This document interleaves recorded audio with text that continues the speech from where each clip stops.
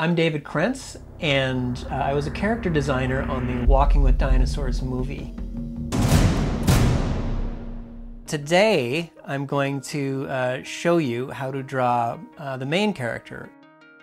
The director wanted him to be a kind of a friendly, sort of everyman guy, so he needed to be very appealing.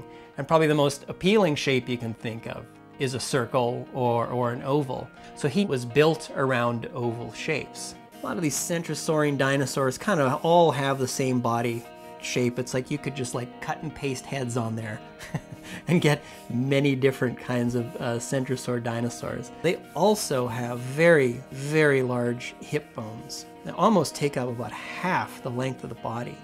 Dinosaurs almost always had their arms flexed. Very, very, very few dinosaurs could straighten their arms. They just weren't built for that. They're almost in this constant half push-up position, which gave them very strong chests and very big muscles in their delts. Now, people often ask me about how do we really know what the outside of dinosaurs look like, because all we have are a bunch of bones. Yes, all we do have are bones.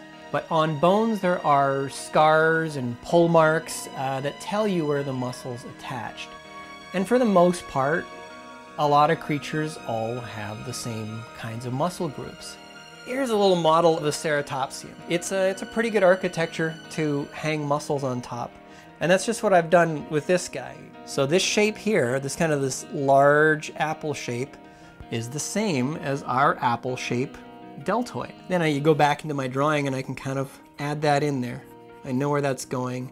So, just with that example alone, we can kind of start to see how scientists and artists build these animals from the bones up. The really interesting thing about Pachyrhinosaurs is all that stuff that goes on in their head. And in the movie, it was decided very early on that Pachyrhinosaurs needed a discerning feature. Even from far away, we could say, oh, that's our guy right there. But the thing that people seemed to gravitate towards was just punching a hole straight through that shield. A lot of Ceratopsian dinosaurs have these holes in their skulls.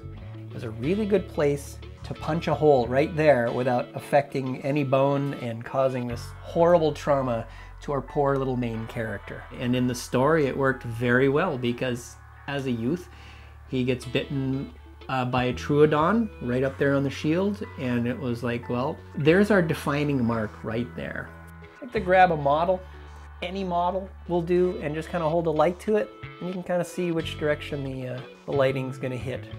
Take a mental image of that or hold it up there for reference and just start locking this in. Look at that. Instant depth. And there you go. Pachyrhinosaurus.